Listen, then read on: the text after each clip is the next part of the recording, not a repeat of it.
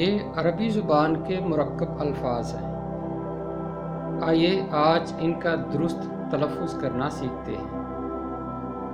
फ़िलहाल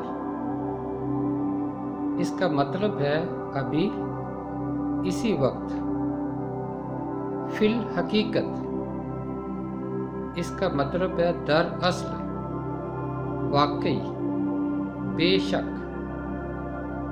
fill four इसका मतलब है फौरन, जल्दी, तुरंत। फ़िल वाक़े इसका मतलब है वाकई, दरअसल, बेशक। फ़िल जुमला इसका मतलब है एक जुमले में, किस्सा मुख्तसर, हासिल कलाम।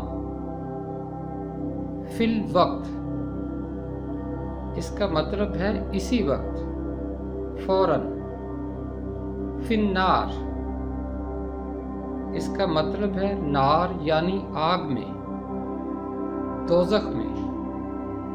फ़िल असल इसका मतलब है असल में, हकीकत में। फ़िल बदी इसका मतलब है फौरन, बेसोचे, जल्दी से।